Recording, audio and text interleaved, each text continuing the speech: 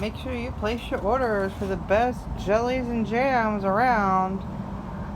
Even the people that have tasted all the jellies and jams around in every place say they're the best. But the economy here sucks, so I don't know what to do about that. So make sure you place your orders. We got bread and butter squash, garlic dill carrots, which are pickle kid and salon lady approved. Came back for more as soon as they opened it up. Mexican pickle carrots, which we just made some more of last night. Bread and butter carrots as well, and garlic onions, which we're going to be making.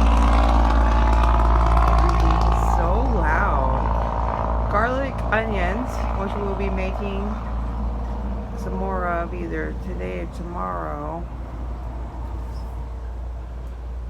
We got orange jelly, lime jelly, Rawrrr jelly, which is customer favorite, which we are also being making more of today or tomorrow, because we got enough for 2 rounds to make 2 rounds of Rawrrr jelly. That's the last 2 we have on the table right there.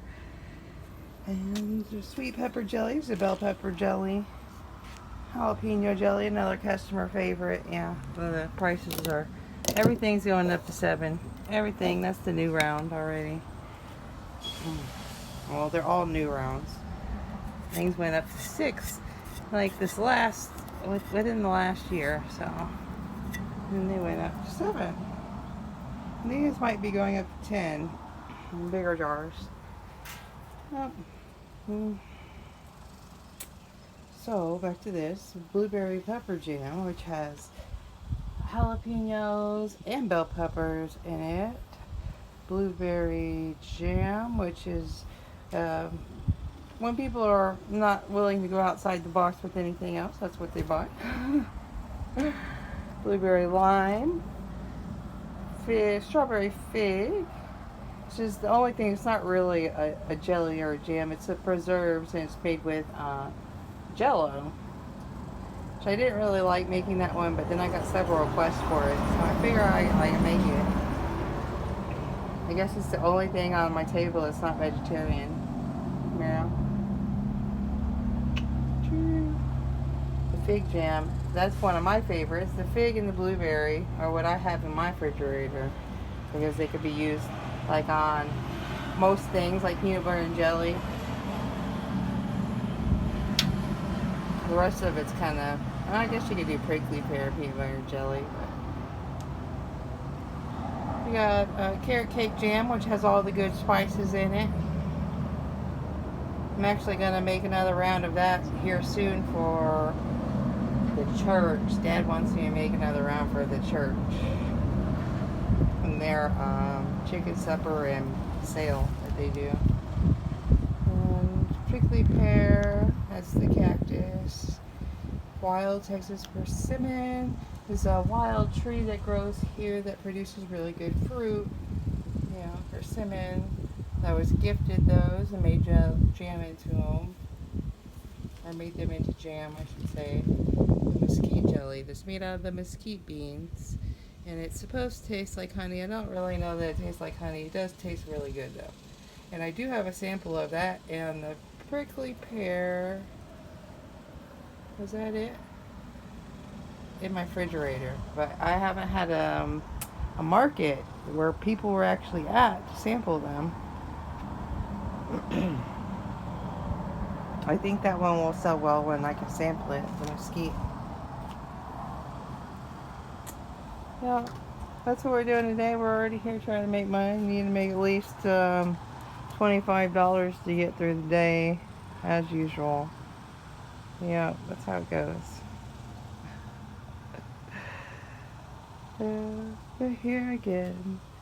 And this is the day that we're supposed to be out here that everybody knows about. Actually, it's not. That was yesterday. And they still wanted to show up yesterday. And you're like, oh, how long are you going to be out here after I've already been out here for 2 hours?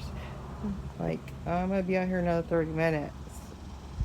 Oh, we're going to go get Valdi and come back.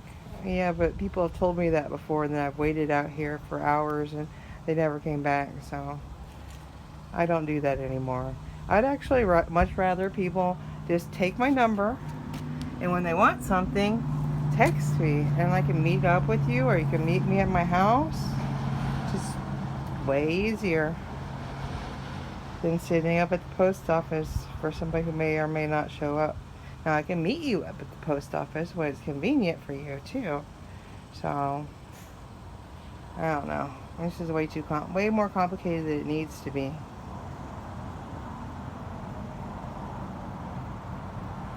Also brought up to my father about starting a farmer's market, but the locations that I brought up, he wasn't real thrilled about.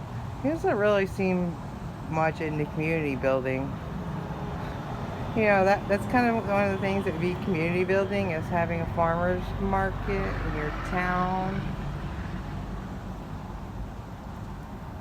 But I'd ask him about if the school uses the parking lot on the weekends, and yes, they do, so that wouldn't be good. That would be a good place to have it if it wasn't busy.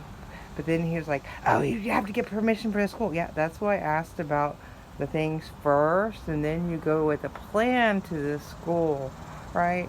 Just like, I don't just want to start a farmer's market. I think these people, they think they could just start markets. What I want to do is survey people first. What time is good for you to shop at a farmer's market? And also survey vendors. What time is good for you to have a market? You know, and, you know, all different kinds of things like that, right? Well, what is the days that you would be most likely able to attend a farmer's market? You know?